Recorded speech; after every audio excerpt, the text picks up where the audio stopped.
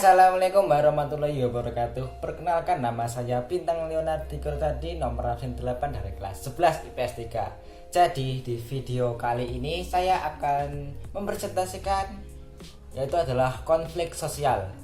Oke, yang pertama adalah pengertian konflik sosial. Ada beberapa pengertian konflik sosial dibagi beberapa peneliti, yaitu yang pertama adalah Surjono Sukanto. Menurut Surjono Sukanto, konflik sosial yaitu suatu proses di mana individu atau kelompok manusia berusaha untuk memenuhi tujuannya dengan jalan menentang pihak lawan yang disertai ancaman atau kekerasan. Yang kedua, menurut Robert MZ Lawang, yaitu perjuangan memperoleh status nilai dan kekuasaan di mana tujuan mereka tidak hanya memperoleh keuntungan tetapi juga untuk menundukkan saingannya. Untuk yang ketiga, menurut Bernstein, konflik merupakan suatu pertentangan atau perbedaan yang tidak dapat dicegah. Konflik ini dapat memberikan pengaruh negatif atau positif saat melakukan interaksi dengan orang lain. Yang kedua, faktor terjadinya konflik. Ada beberapa faktor terjadinya konflik, salah satunya adalah yang pertama, adanya perbedaan antara individu. Yang kedua, adanya perbedaan latar belakang kebudayaan sehingga membentuk pribadi yang berbeda-beda. Adanya perbedaan kepentingan antara individu dengan kelompok. Itu adalah beberapa faktor terjadinya konflik. Selanjutnya adalah teori konflik sosial. Yang pertama, teori konflik sosial menurut Lewis A. Kosser. Menurut Kosser, konflik yang terjadi tidak terlalu bersifat negatif, namun konflik dapat mempererat dan menjalin kerukunan dalam suatu kelompok. Kosser mengelompokkan konflik sosial menjadi dua macam, yakni yang pertama, konflik realistis. Konflik realistis yaitu konflik yang berasal dari kekecewaan individu atau kelompok atas tuntutan yang terjadi dalam hubungan sosial. Contohnya adalah para karyawan melakukan aksi pemogokan kerja. Yang kedua, konflik non-realistis, yaitu konflik yang bukan berasal dari tujuan-tujuan saingan yang bertentangan, melainkan dari kebutuhan untuk meredakan ketegangan. Contohnya, masyarakat buta huruf ada ilmu gaib yang digunakan untuk pembalasan. Lanjut, yang selanjutnya adalah teori konflik menurut Karl Marx. Karl Marx memiliki pandangan tentang konflik sosial sebagai pertentangan kelas. Dalam teori Karl Marx dikutip dari Ranjauber 2013, terdapat beberapa fakta sebagai berikut. Yang pertama, adanya struktur kelas dalam masyarakat.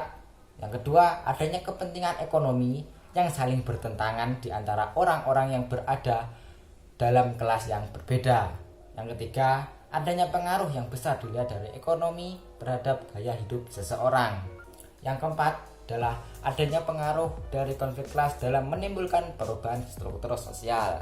Itu menurut konflik menurut Karl Marx. Yang selanjutnya adalah teori konflik menurut Ralph Dahrendorf. Dahrendorf menggunakan teori perjuangan kelas Marxian untuk membangun teori kelas dan pertentangan kelas dalam masyarakat industri kontemporer. Dahrendorf mengombinasikan pemikiran fungsional mengenai struktur dan fungsi masyarakat dengan teori konflik antar kelas sosial. Teori tersebut difokuskan pada kelompok yang berkaitan dengan kepemimpinan, ideologi, dan komunikasi. Yang selanjutnya adalah bentuk-bentuk konflik dalam masyarakat. Ada beberapa macam bentuk konflik dalam masyarakat. Yang pertama adalah konflik berdasarkan skala wilayahnya. Konflik lokal. Yang pertama adalah konflik lokal.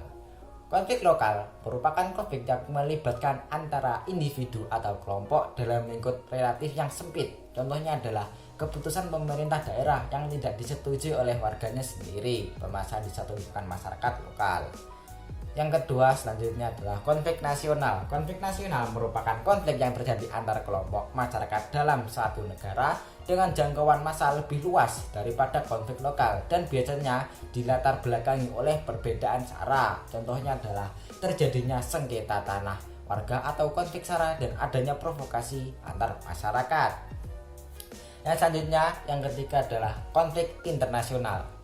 Konflik internasional merupakan konflik yang terjadi antara dua negara atau lebih dan disebabkan oleh perbedaan tujuan dan kepentingan dalam bidang politik, ekonomi, sosial, dan budaya. Contohnya, konflik antara Indonesia dan Malaysia terkait sengketa kepemilikan wilayah sepadan dan digitan, konflik antara India dan Pakistan, Iran dan Amerika, serta Palestina dan Israel. Selanjutnya, konflik berdasarkan dampaknya. Yang pertama, konflik yang berdasarkan dampaknya itu adalah konflik destruktif. Konflik destruktif merupakan konflik yang mengarah pada upaya saling mengalahkan atau menghancurkan pihak lain dan terdampak negatif pada masyarakatnya. Contohnya adalah tawuran pelajar, bentrok warga, dan konflik antar suku. Itulah konflik destruktif. Yang selanjutnya adalah konflik konstruktif. Konflik konstruktif merupakan konflik yang berdampak positif dan prosesnya mengarah pada upaya mencari solusi bagi pihak-pihak yang terlibat konflik. Contohnya protes yang dilakukan oleh Gandhi di India untuk menentang Inggris guna membangun jalan kemerdekaan India. Yang selanjutnya ada konflik berdasarkan cakupannya. Yang pertama, konflik horizontal, yaitu konflik yang muncul antara seseorang yang memiliki jabatan dan kedudukan yang sama dan terjadi antara individu atau kelompok. Contohnya adalah konflik antar petani, konflik antara tukang ojek yang berebut penumpang, konflik antar agama, atau konflik antar etnis, dan sebagainya. Yang selanjutnya adalah konflik vertikal, yaitu yang disebabkan oleh ketidakpuasan atau kekecewaan terhadap kebijakan politik, praktis diskriminasi, ketidakadilan kepengurusan individu dalam struktur sosial. Contohnya adalah demo buruh, konflik daerah karena adanya separatisme. Selanjutnya adalah konflik berdasarkan subjeknya. Yang pertama, konflik interpersonal merupakan konflik yang terjadi antara individu dan orang lain karena perbedaan pendapat atau kepentingan. Contohnya adalah konflik antara kakak dengan adiknya. Selanjutnya, yang nomor 2, konflik intrapersonal merupakan konflik yang terjadi pada seseorang dengan dirinya sendiri, atau bisa disebut dengan konflik batin karena adanya suatu tugas yang melebihi kemampuan individu. Yang ketiga, konflik individu dan kelompok merupakan konflik antara seseorang dan kelompok. Contohnya adalah konflik antara pendatang dan masyarakat asli di suatu daerah yang dilatar belakangi oleh perbedaan nilai dan normanya. Yang keempat adalah konflik antar kelompok, merupakan konflik yang terjadi antara suatu kelompok dengan kelompok lainnya yang melibatkan massa. Contohnya konflik antar supporter dan tawuran. Yang kelima itu adalah dampak konflik. Dampak konflik sendiri itu dibagi menjadi dua macam. Tidak hanya dampak yang negatif saja, tetapi juga memiliki dampak positif. Yang pertama, dampak positifnya adalah konflik dapat mendamaikan kelompok-kelompok yang bersaing, memfasilitasi tercapainya rekonsiliasi dari berbagai kepentingan, mengarahkan pihak-pihak yang sedang berjuang untuk mengekspresikan identitasnya mereka sendiri, mengurangi ketidakpastian dengan menjaga batas-batas kelompok, mendorong suatu kelompok untuk mencari nilai-nilai dasar. Itu adalah dampak positifnya. Sekarang yang kedua selanjutnya adalah dampak negatif. Dapat memunculkan perpecahan, memunculkan permusuhan, kekerasan, perubahan kepribadian, atau bahkan jatuhnya korban. Selanjutnya, upaya penyelesaian konflik.